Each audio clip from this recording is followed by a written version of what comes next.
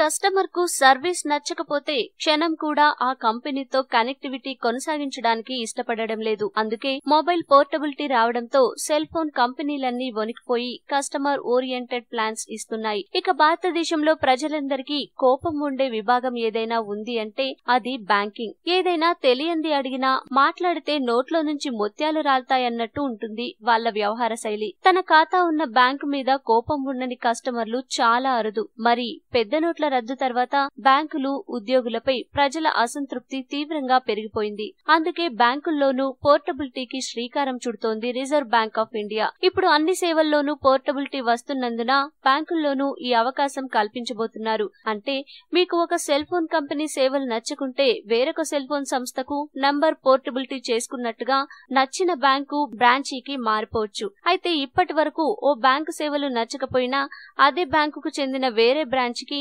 Account మార్చుకునే సదుపాయం మాత్రమే ఉంది. బ్యాంక్ అకౌంట్ నెంబర్ పోర్టబిలిటీ త్వరలోనే మీ ముందుకు వచ్చేస్తోంది. దీనికోసం ఆర్బీఐ కసరత్తు ప్రారంభించింది. ఖాతాదారుల క్రెడిట్, డెబిట్ లాంటి ఎలాంటి లావాదేవీ వివరాలు కోల్పోకుండా అదే అకౌంట్ నెంబర్ తో మరో బ్యాంకుకు కస్టమర్లు మారేలా వెలుసుబాటు కల్పించనున్నట్టు రిజర్వ్ బ్యాంక్ ఆఫ్ ఇండియా పేర్కొంది. ఆధార్ నమోదు టెక్నాలజీ పురోగతి పెరుగుతుండటంతో బ్యాంకులు, వాటాదారులు బ్యాంక్ అకౌంట్ నెంబర్ పోర్టబిలిటీని రియాలిటీలోకి తెచ్చేందుకు సన్నద్ధమవ్వాలని రిజర్వ్ బ్యాంక్ ఆఫ్ ఇండియా తాజాగా ఆదేశాలిచ్చింది. భారతీయ బ్యాంకింగ్ సిస్టమ్ లో 2 కీలక అంశాలు దీనికి సహకరించనున్నాయి. 1 కస్టమర్లకు unique identification, 2 central payment system గా national payments corporation of India ఉండటం. గత 2 ఏళ్లుగా దీన్ని అమల్లోకి తేవాలని యోచిస్తున్నామని, ఆధార్ నమోదు, ఎన్పీసీఐ వెనువెంటనే పేమెంట్ సిస్టమ్ గా ఎక్కువ యాప్స్ అందుబాటులోకి వస్తుండడం బ్యాంక్ అకౌంట్ నెంబర్ పోర్టబిలిటీకి దోహదం చేస్తున్నాయని RBI deputy governor S S Mundra చెప్పారు.